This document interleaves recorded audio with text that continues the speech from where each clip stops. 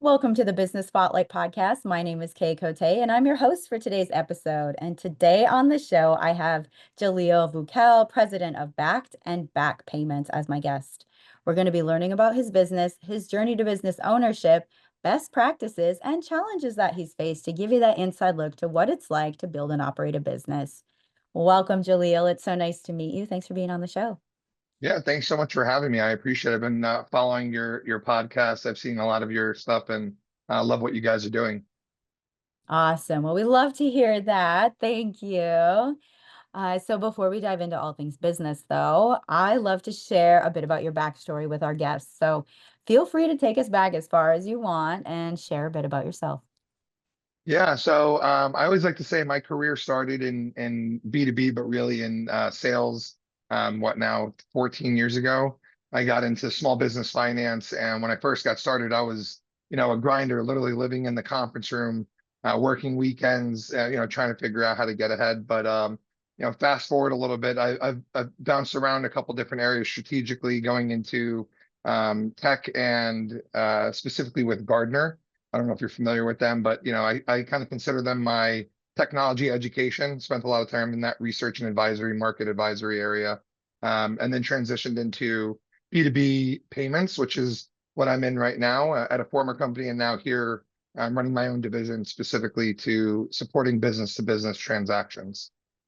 Oh, now that Yeah. sounds like a cool topic because that's something we all are doing as business owners is transactions. So I kind of want to dive into that. So, tell me a little bit about backed and backed payments and kind of like like a little holistic look at what the company is. Yeah, so Backed has started like 6 years ago. I wasn't a part of the company when it first started. The focus was specifically to helping small, medium-sized businesses with the financing and capital needs that they have. I'm sure, as you know, like most small businesses, it's very challenging to find capital resources that are low cost and conducive to the way you need to operate them, lines of credit and such. And so, as the company kind of expanded over the last 6 years, there was a clear need to drive into and evolve into a new sector, which is the B2B payments, which is providing point of sale level financing or capital options. So I'm sure you might be familiar with net terms. Most businesses are buying on net 30 or something to that degree. Mhm. But ultimately, the industry itself really came out of a place of recognizing that there's still a major gap in that small, medium-sized business marketplace. So the owners of the company brought me in specifically to lead this division, which is supporting that area. So we work with all sorts of businesses who are doing business with other businesses. We support their customers by providing net terms and extended financing up to 24 months at the point of sale with instant approvals up to 50K and max lines up to 1.5 million. And ultimately, the reason why we went down this path is after spending a lot of time in the business marketplace, we realized that most customers are actually looking for capital to help supply capital for their vendors to be able to pay vendors to expand their business, take on more jobs, and so that key area, that problem that really existed, why most people were getting funding of some sort, really is what drove to start this side of the business, and that's where I was brought in a little over a year and a half ago to essentially bring this business to market, take this product from a tech perspective, and take it and deliver it to the area that needs it. Oh, incredible. I think that's huge, especially like I'm thinking back to when I had an apparel company and just like the time between receiving payments and having to purchase more goods to create was excruciating sometimes, and you're thinking about overhead and different things. So you mentioned so small to mid-sized businesses. Is there an ideal market you're in terms of industry that you're focused on right now or industries? Yeah, yeah. So I'd say as a company, we support all businesses in lending. So Back as a whole is able to provide that type of lending. But Back payments specifically, we're focusing in on distribution, manufacturing. Really, we play into all B2B, but specifically distribution and manufacturing is where the biggest challenge is. And in terms of the companies that we're working with, anywhere between a newer, smaller business in the $3 to $5 million range up to into the billions. We're working with some very large distributors, but the key is that they're selling to small, medium-sized businesses. Mm. And I'm sure, as you know, right, large businesses have access to capital resources and, whatever terms they want because they can dictate it. They're making these large purchases. Hmm. So the companies that we're supporting are looking at more ways to help solve the challenge for their customers to grow revenue themselves. But by doing so, they're helping their own customers access the financing and payment terms that they need to be more conducive to their cash flow conversion cycles. So actually, making sure that you have the capital to buy what you need when you need it and paying it back over a period of time that makes sense for when you're able to earn ROI or turn that money into profit. Definitely. I could see that being huge, especially for things that involve tangible goods and tangible things. Um, Yeah. so tell me about I want to kind of bring it back to the business. Yeah. Now you're the president currently. Now, did you come into this role or are you who's the Yeah, founder? so I can give you a little bit more background. So, Yeah. so our the president of the overall company, Mikhail, is currently driving the business forward as a totality. But my focus is specifically within this division. So when I actually first came in, I was just a director of buy now, pay later for B2B. That was my focus.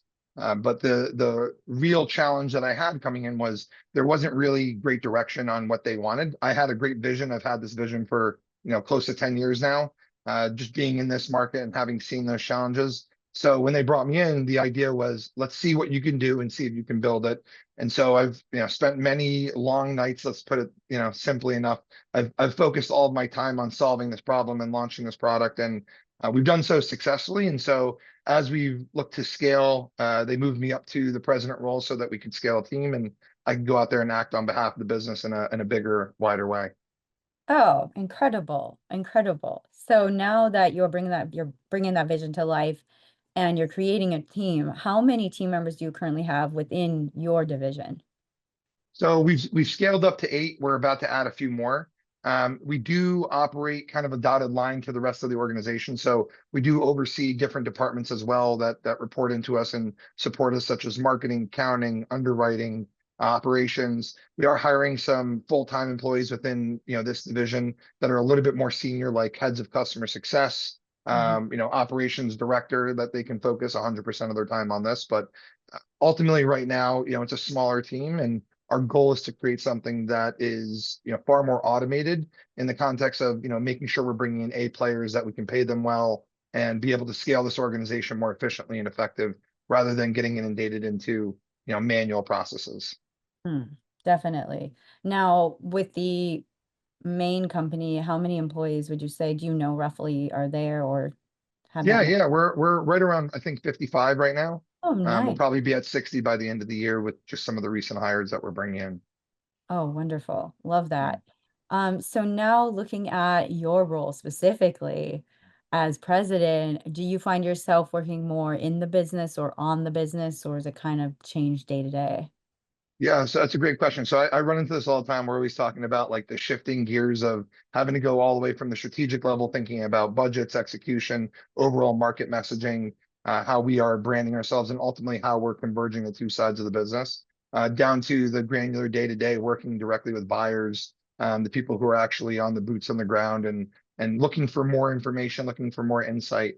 I find it in this current stage really helpful for me to be able to properly inform and make decisions at the strategic level. Though, at this point, this is why we're bringing in more personnel because as much as it's great to have my hands in the mix, on a day-to-day basis, it can be a little challenging when, I'm doing that and I have 40 other strategic priorities going on that I'm trying to scale at. So that tends to turn my, 12-hour days into 16, 18, sometimes 20-hour days. But I love the work, so it's not too bad. But consistently shifting up and down depending on what that day to day looks like. Definitely. And that can be a lot after a while too, especially toggling between both brains, both of, in it and then on it. So I love to share what business owners are trying to do to help support themselves through those challenges. So what are some of the things you're kind of finding, if there are any, that are working for you and some places that are challenging for you? Yeah, so great question. So the first thing is like coming in early is it gets me started on the right foot. There's always fires to put out in any small business, but most individuals come into an organization and they want to make, they start at 8:30, 9 o'clock, and they say like, great, I have all these great strategic priorities, but then they're stuck putting out fires. So for me, starting my day early and getting some of those, key strategic areas knocked out, is very helpful before the actual day starts in itself. And then when the Mm. day starts, my focus is making sure that the operation is running smoothly, relying on our team to be able to help, fill the gaps that we have. And then I tend to spend a little bit more of my focus on the strategy side as we end the day, closer to 4 or 5 p.m. and then on. So where I found a really helpful and effective way of kind of managing all of that is creating some clear lines of differentiation, making sure I'm blocking out time on my calendar to do one or the other. There's always going to be fires to put out, but if you don't spend time on the strategy, for example, hiring, right? We've been trying to hire a couple people for quite some time, looking for the key right individuals. And it's so funny because, hiring someone would take a lot of that pressure off of my day to day in these roles, but you get stuck in that day to day. So I've made it a point to, forge forward, knowing that the impact of the long term is far more important. And the quicker I get somebody in the role that is that effective, operator in those key areas, it makes my life a little bit easier. So I prioritize my day to day tasks to make sure that whatever I'm doing is leading to more progress and a better tomorrow, so to speak. Not to sound cliche, but you can't get stuck in the day to day too often unless it is helping move the business forward. Yes, that is so true. It's easy to do too, to like, because it's just the tasks are there and it's like, yeah, that's where I get stuck sometimes. So that's a big one for business owners. And looking at some of these key roles that you're looking to fill right now, can you share a bit about what you're looking for to help the team Yeah, grow? so my primary focus is right now is head of customer success. So our business is very much dependent on the value we're able to deliver. We're not based in the context of like, hey, pay me and then we'll figure out how to deliver. It's very much a usage model. And Mm. so the organizations that we sign now, we say like that's actually where the sale really starts. Like you can sign them up, it's great, but ultimately delivering on that value is where the ability to, make ourselves valuable and ultimately support that business starts. So the head of customer success role to me is the Robin to my Batman, right? I'm out there and growing the business, but I need someone that's going to help us deliver in a real way. And business to business is very complex. Like I'm sure as you're starting to see or as you've seen over the last few years, it gets even more challenging as you move forward and you see these different dynamics. Every business, even if I'm, for the example of like HVAC, I could go after an HVAC distributor and work with them and be very successful and go into a new one and they can have a completely different purchasing habit, the way that their operations are set up, the way they communicate with their customers, whether they're selling a tool or something long-term ROI cycle versus replenishables. And so that head of customer success role to me is making sure that our customers are not only getting what we are selling to them, but ultimately delivering to their customers and creating a true shared experience that delivers value to everyone involved. Definitely. Now, looking at filling that role, what has been the biggest challenge with kind of filling either this role or other roles as you grow? Yeah, that's a great question. So, it's funny because as I went through this, we've had a lot of applicants and a couple different roles that we recently just hired for.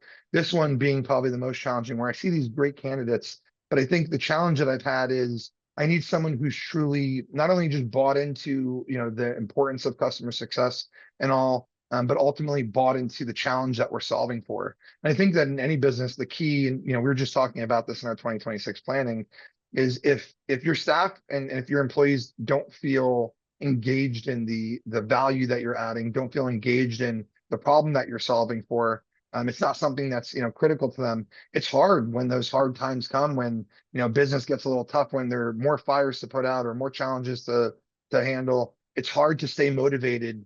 And so one of the things that I've been focused on hiring for in that role is someone who not only has the experience, but someone who feels, I would say activated by the challenge that we're solving for and sees that firsthand. Whereas, really what it distills down to is supporting the small business. Like, how can we support small business America and help them gain access to the same payment flexibility that these large corporations have? And I think that to me is the key of everything that we're looking for. Definitely. Now, how are you marketing the role out there? Are you on like LinkedIn, or are you doing anything kind of outside the box for finding this potential employee? Yeah, I think it's a combination of things. So we have some candidates that we're finalizing interviews with over the next like week or two. But I would say LinkedIn is always a great place to start. Then we have, an outreach to, companies that are in the area, individuals that look like they're key top people in their roles at similar companies or symbiotic industries, something that does speak to us, as well as engaged with an external third party who's helping us in recruiting for this role. I think, ultimately any aspect or anything that you're doing specifically with recruiting in this conversation is you have to take a multi-pronged approach. Going one direction and putting all your eggs in one basket might sound like good, staying focused, but ultimately for something like this, like our company's focus is not hiring people. That's not what our business is. So you want to take an approach that kind of gives you access to all the values in different areas, from the recruiting to LinkedIn to just putting it out there and going after and reaching out to individuals at those other companies. Definitely. Well, thank you for sharing about that, because that's always like something that I know a lot of business owners are thinking about is hiring, finding the right talent, how to find talent and fill those roles that are crucial to the growth of the company. Yeah, and I'll just add one little thing on that. So I recently saw a video that's stuck with me, and it's that if you look to hire A players, if your focus is hiring A players, you end up not needing to micromanage and have your hands in the day to day nearly as much.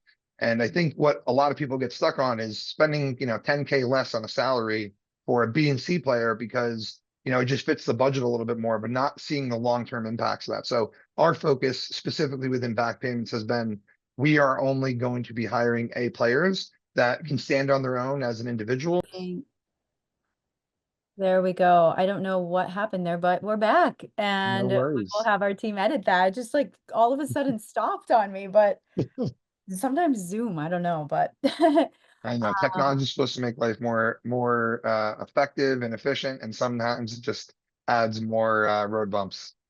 lately, Yeah, especially. So we'll just pick it up. You answered perfectly. So thank you for sharing about a little bit extra on the video and just like your mindset moving forward with yeah, hiring. I think that's also so important. Another golden nugget of the conversation. This has been a great conversation so far. Time has been flying, and so I know it's crazy. I want to get into our fun rapid fire Q&A. I'm going to be asking you 4 questions and just feel free to answer very top of mind. Okay, shoot. Our question number 1 is, what is the key to success for you? Due diligence, taking putting in the work, and I think iteration. I think there's often not enough focus on the iteration. Like it's okay if you don't get out perfect on day one, but you got to focus on putting the time in and reiterating on whatever it is that you're producing, whether it's product, people, process, technology. Always look to make it better. Love that. Yes. Number 2 is, what is a piece of advice you have for other business owners? Focus on your customer. I talk about this. I do this in workshops at SB and a couple other conferences. Like focus on the customer experience. Like that will lead you to generating much higher revenue, creating better employee experiences. But focus on what the customer actually needs, not just what you think you can deliver to them. That's a big one. That is a Yeah. big differentiator for sure. Yeah, I mean, it's a tenet and core principle for mine. Like product-led growth comes centered to being able to create a unique customer experience that engages people and wants them to continue working with you, not, you forcing them to or trying to deliver value. It's like deliver value and they'll continue to come back to you. That's true. That is true. Love that. And number 3 is, it could be a book, a podcast, an article, anything that's just kind of resonated with you recently.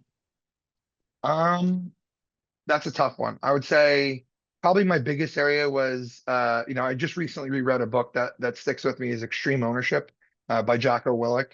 The reason I resonate with that and I reread that is because honestly, with so much stress that goes on in starting and running a business, sometimes you get into this feeling of, well, this employee or this person's not doing this or whatever it may be, and remembering that it's up to you to be able to drive the business forward and help rectify and right the ship in those areas. Not that that's been as much of a challenge, but taking ownership of areas that aren't necessarily within my purview, and figuring out ways to drive an impact. So I would recommend every business owner, really anybody getting into business to read that book. And Mm, remember that everything is in your own hands, not, anybody else's. that's huge. I'm gonna put that on my read list. It's been on there for a while. I got to bring it to the top. Good one. Final question, and feel free to take your time on this one too. Take a little more time in it.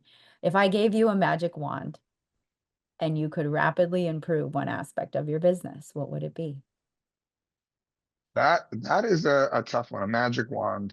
Um, if I could rapidly improve one aspect of my business, I would probably say, man, that's a good question. You really threw me for a hook there. Thinking about it a little bit, I would probably say like creating a constant cohesive communication between leadership and staff. So it's something that honestly gets lost in the day to day. And as much as, we try to do this in these, general company-wide meetings and such, the challenge that you run into and the challenge that we run into, I think most businesses do, is there's always a gap between leadership and, the frontline employees. And I don't think it's a desired gap by anybody, but often, especially in small business, you're running into the crux of having to manage a lot of different things at once and not being able to disseminate information down. And Mm. so, if there was a way for me to be a better, more effective communicator and sharing that, amongst the org, I think on a more ongoing basis, I think that would, significantly improve a lot because the way I look at it is like your employees are paddling the ship, so to speak. Like they're the ones helping move everything forward. And so kind of like this haptic feedback loop that goes up and down provides them guidance on where their North Star is and how this side needs to maybe paddle a little faster versus this side. Whereas I think that in most organizations, until you get to a certain scale, there's a little bit of disconnect within that. So that would probably be my area of focus if I had to. Oh, that's a great answer. It's so true. So thank you for sharing that. Before we get to our final question of the day today, uh, uh, how can people connect with you and your business online? Yeah, so you can find us at back.com. You can look a little bit more into back payments on there as well. There's a page on that for B2B merchants. We dive into all that stuff. You can also follow us on LinkedIn. Again, backed or backed payments. We have two LinkedIns, and then you can also find me on LinkedIn. I'm there as Xhelil, Vukel. And pretty easy to find me. I have a very unique name. If you reach out to me and you don't know how to say it, you can always call me Jay for short.